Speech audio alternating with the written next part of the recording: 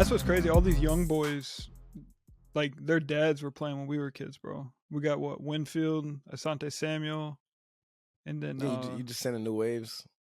Like, I'm like, what's damn, his that's Joey Porter's son. That's crazy. And Aiden Hutchinson. then obviously we got Marvin Harrison's son coming up next year. I mean, Ooh. it's gonna be a huge talking point, generational talent. So man, it's crazy, man. It was a good weekend just to kind of just finally see some of these guys to able to put that, you know what I mean, the speed and the athleticism to some of the film we seen. I thought Kalijah Clancy, you know what I mean, right off the bat, man, just watching him, I was like, damn, bro. Yeah. He explosive. He explosive. Obviously, I think he out of Dallas reach. I don't think we'll be looking at a smaller DT. But it definitely makes you think about it. I think he'll go high though. No, I think I had high hopes of scoring Nolan Smith. I really did, bro. Like I wanted that bad, but he killed the combine way too hard. Too hard. So I think that's out of reach now. But uh, I want Marvin Harrison bad, Jr. We can do that next year. And if that's the case, then I don't want Jackson Smith and Jigba. But No, Marvin Harrison going top 5 next year though. no, He that's won't true. need, yeah. Unless the most craziest thing happened in Dallas, then we won't be talking about him. We can all admire him from a distance though. But I will say within Jigba, bro, that man is nasty. Like his route running is precise, and the way he can like throw his hands out the last second to catch the ball, like he doesn't even give DBs the opportunity to know it's coming. You know what I mean? Which I think is a realistic opportunity we can actually put our hands on him, man. Absolutely. Obviously, I like Jordan Addison more than that, but I don't see him making it to us. And if I had to choose between the two, I do like Addison over and Jigba. But I think the one pick I think we can get, no matter what, is Lukas Van Ness out of Iowa, bro.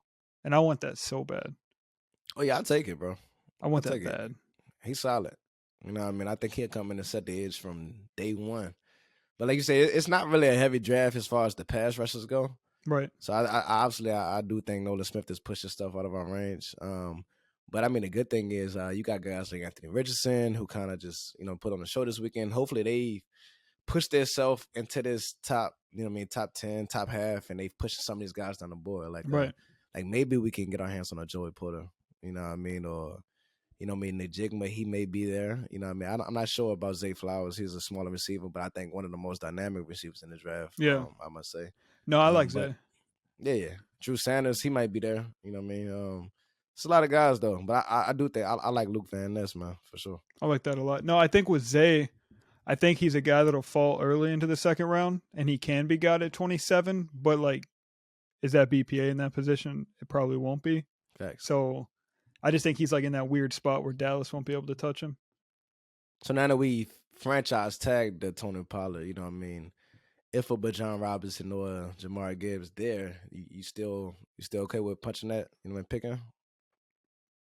If Bijan falls and we get him, bro. Yeah, I'm all on it. I'm screaming. Like, y'all gonna all hear me screaming. It's game over with that. You know what I mean? Yeah. That's generational talent.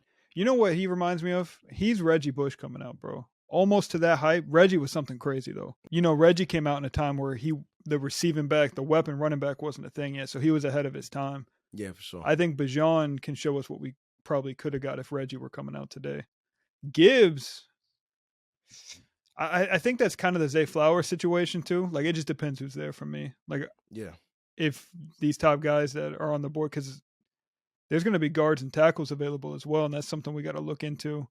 I think we're probably comfortable on the defensive line, but I'm not opposed to building to that strength. You know what I mean? Imagine just a fresh rotation. You had Van Ness in there, Sam Williams coming off, Dorrance coming on, D-Law coming. You know what I mean? Like a nice rotation there. That would be crazy.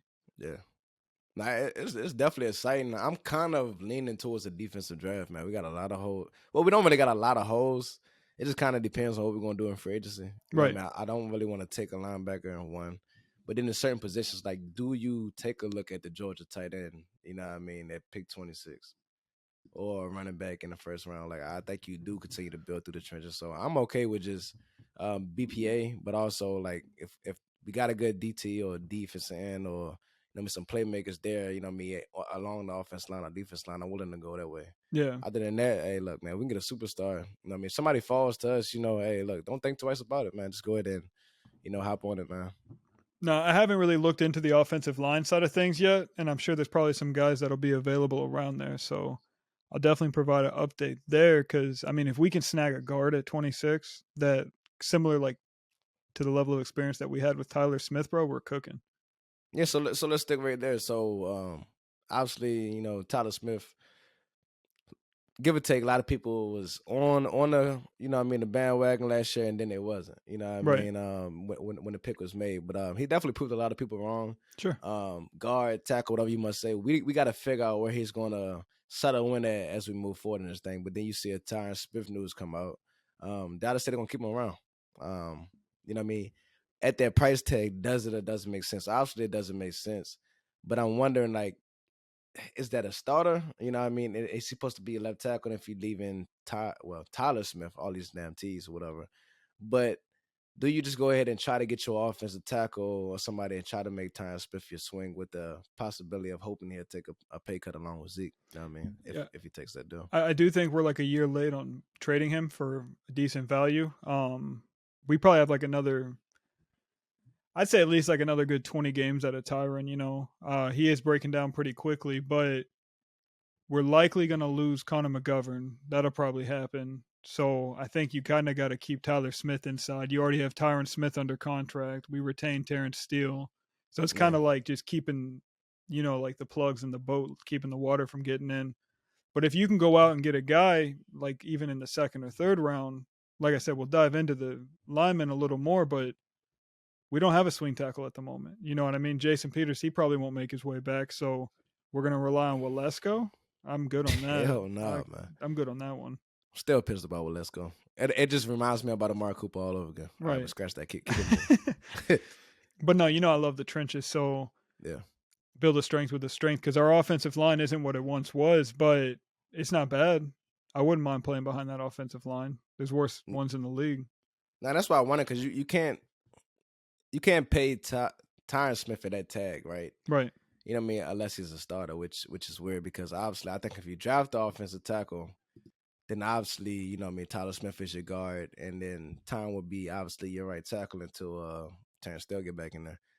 Vice versa, if you draft the offensive guard, I think you have no choice but to move forward with Tyler Smith. Everything he's shown us last year is, he got a potential to be a great, possibly a star at left tackle. So you got to move forward with it. So either way, it's looking like Tyron Smith is going to be a swing tackle. So it's like if we're not going to, do a pay cut there, it just doesn't make sense. So I'm kind of wondering where we're going with it, at this point. It depends too, because I think, like, let's say we take a tackle round 2. And it'll be a left tackle because Terrence is our right tackle of the future.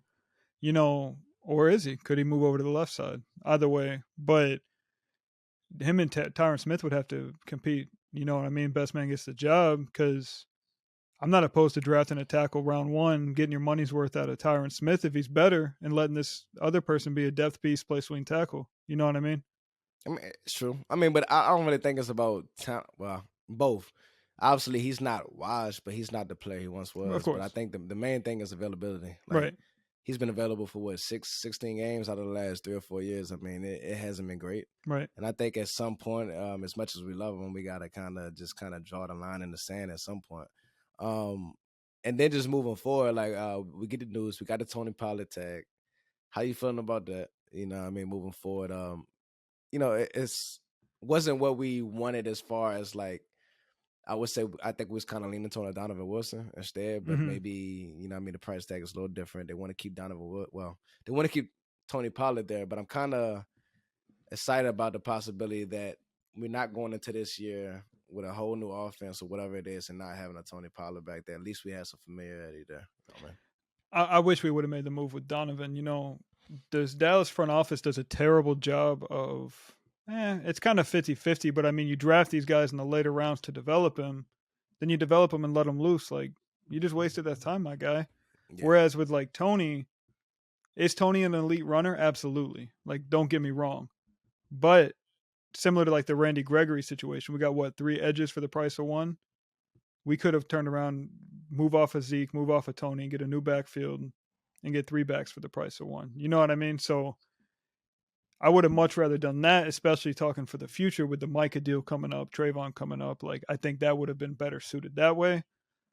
I'm not going to be too mad about it when he breaks one for 75 week one. You know what I'm saying? Facts. Like, Yeah. that's my guy, but I just don't think it's a smart business decision. Nah, I don't think it's a smart decision paying 2 running backs what you are, which I think the writing is on the wall for Zeke. You know, it sucks. I'm just hoping they don't do Zeke too dirty on his way out. Right. You know what I mean? Like we have in the past, you know what I mean? He's probably going to be a post-June cut. I could see us like possibly letting free agency take his place, letting the market dry itself down, see if he'll take the pay cut, and if he doesn't, kind of what they did to Dez, you know what I mean, to be honest. But you know, I love Zeke, but I honestly, it just doesn't make sense. We kind of already knew this was going to happen. We knew we couldn't pay both. Right, of course. You know what I mean? And now we're here. But I think it's still a possibility we draft the running back. But I think moving forward, Tony Pollard, let's see what he can do with increased touches. Right. It was always a split, you know what I mean, 50-50. It was 25-75 Zeke in the past. How we look with Tony Pollard 75-25 and how explosive he is. So you never know.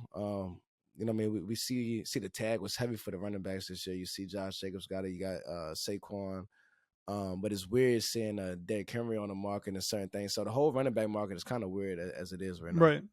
No, I think if we draft a running back round 1 or day 1 or day 2, obviously Zeke is gone, but I think I still would be much more comfortable with a 50-50 split if we get the right guy. You know what I mean? Why run the tread off the tires with Tony? But is he in your long-term plan, or is this just to buy a year, So that I kind of hate the tag when it comes to the running back position, because you can just get 6-7 years of like free labor out of those guys. Whereas like the quarterback position, you can play 10, 15. I don't know. It doesn't seem right, I guess, because I do think Tony could have left and gotten a nice payday, like a real nice payday. Oh, yeah, for sure.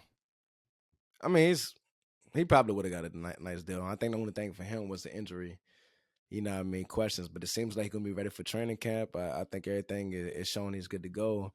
But a lot of players will be going out the door, man. And one thing we know about the Cowboys is, as far as free agency, we don't really – how about that sound a lot of people.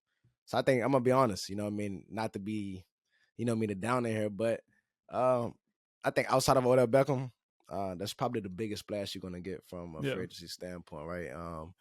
We talked previously about some of these free agency rumors, you know what I mean? But not free agency, I'm sorry. Trade rumors that was popping up around the league. But then, Jalen Ramsey, you see Dez tweeting. It's right. like, hey, Big D is the place to be. So he's kind of like the Cowboys' biggest scout. I love Dez, man. But you know what I mean, bringing it to fruition. But we see D-Hop as well on the Dez Bryant podcast, finally coming out. It's like, hey, I hear y'all talking about me. You know, I'm in Dallas. What's up, man? So it's something brewing. But I think sooner than later, you think something happens before this draft or after the fact? Trade-wise, I wouldn't be surprised. Jerry's going to try to make a spectacle of things, so I wouldn't be surprised to see it happen like draft night. Breaking news, Dallas just traded pick 2 for D-Hop. You know what I mean? Like, Jerry's going to try to get some sun, some shine out of the situation. But with that being said, if we make a move for D-Hop, man, like, that makes the Tony thing make less sense to me, because now you tied up money at the running back position. We got to pay guys. You bring D-Hop in, that's expensive. Like, that's a lot of money we got going on the offense, bro. Yeah, it is, man. It is. Like, but it's weird because it's like what was our weakness? The secondary. And, yeah, I mean, towards the end of the year, right? But I think wide receiver obviously was our biggest weakness. So it's like, do you add on the strength here, or do you make one of your weakest spots as best as you can make it hit into this next year? I don't think we could look at it from hindsight to say, hey, if I do this, I can't do that. I think you just put your best foot forward. You make these moves. We get ready for next year, and then next offseason. I think that's kind of like where we've been at our worst, where, you know what I mean, you think about the offseason, I think Jerry is always, well, this next year, and next year, and next year, and next year, and the year after that. But I think we just kind of take care of business this year, like we talk about Tony Pollard, hey, it won't matter next year. Right. You know what I mean? And when these deals come up, we can manipulate the cap. You know, we got a DAC extension on the table, certain things like that, man. But I'm excited for what's about to happen, man. The draft is coming up. If we was to pick one guy, who you running to the podium for? If it was one guy you want to fall to right now? Oh, it's Nolan Smith. Okay, yeah, without a doubt on that. Yeah, I'm already thinking like Nolan, Bijan. Oh, Bijan. 26.